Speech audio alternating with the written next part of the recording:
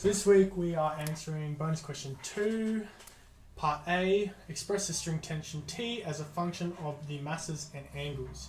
Now, as you can see here, we've already drawn up force diagrams of the two masses on this plane with F parallel, F tension, F parallel on mass 2 and F tension force on mass 2. We'll put T2 and T1 there. Now,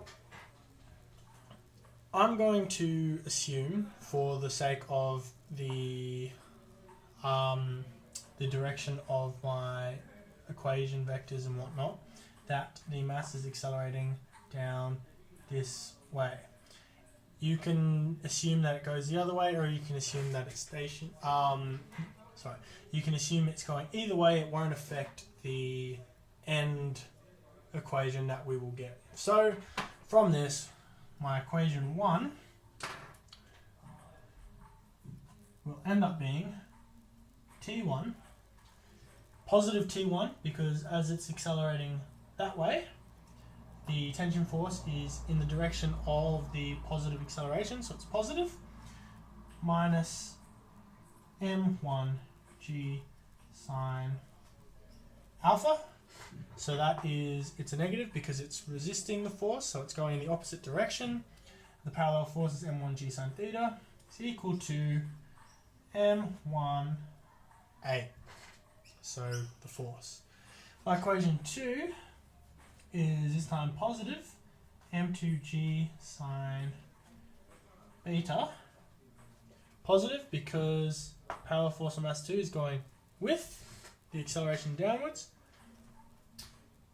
minus tension 2. Tension force is going in the opposite direction.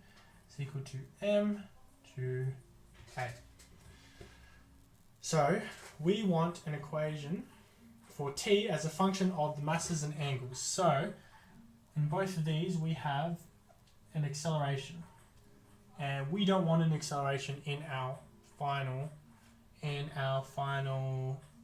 equation. So we're going to bring that out as a constant. So we rearrange and get T1 minus m1g sine alpha on m1 is equal to m2 is equal to, acceleration, which is also equal to m2g sine beta minus T2 on m2.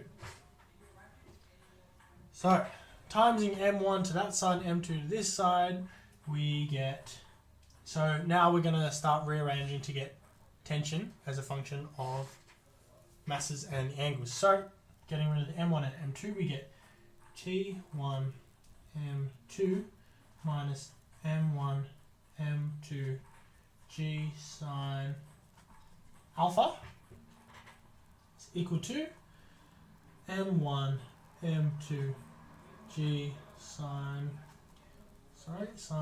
beta minus T2 m1. So we will now get tension, all the tension onto one side and the others onto the other side. So we get T1 m2 plus T2 m1 equal to m1 m2 g sine alpha plus sine beta, because m1 m2 g is constant in both these two. So we know that because they're on the same string, both tension forces should be equal.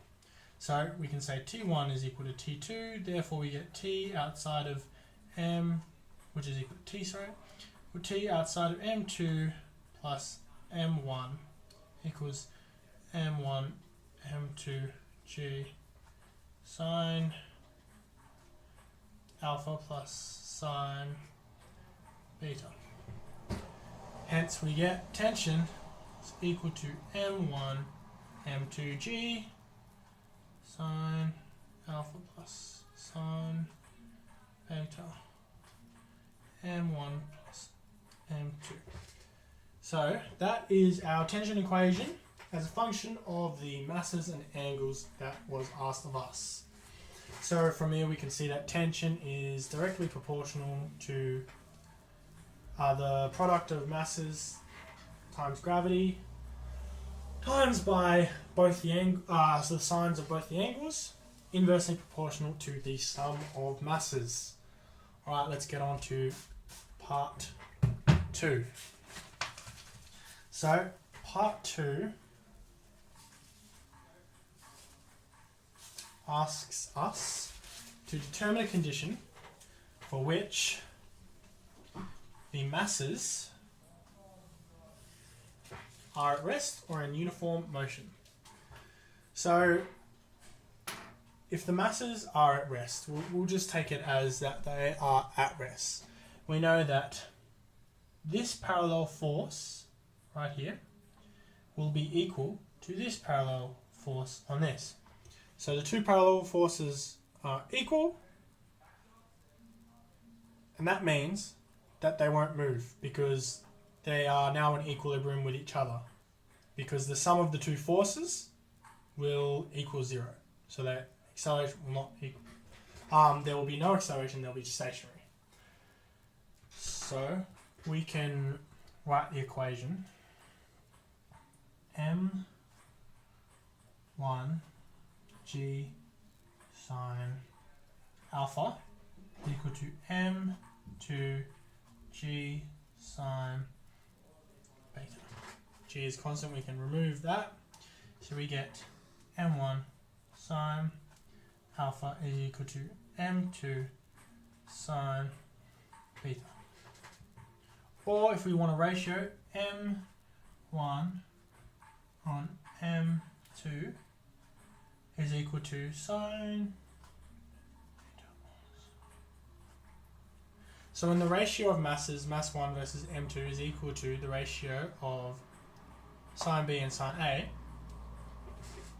that's the condition in which there will be uniform motion or the masses are at rest. Now, just to go a bit further, if we wanted to find the equation for tension, the tension on the system when the acceleration and stuff is 0, we can go back to what we did before, where we started. T1 minus m1 g sine alpha. If you remember, we had it equal to m1a, but because a is 0, it's just going to be equal to 0. Same with the next one, m2 g sine beta minus t2 equal to 0. Now t1 and t2 are equal, so we can just make that t. And from here, t minus m1 g sine alpha equals m2 g sine beta minus t plus t. Put that on the other side. 2t is equal to m g outside m1 sine alpha plus m2 sine beta g on 2 m1 sine alpha plus. So just a quick demonstration. Tension force is the system will be in uniform motion or stationary when there are no other forces acting upon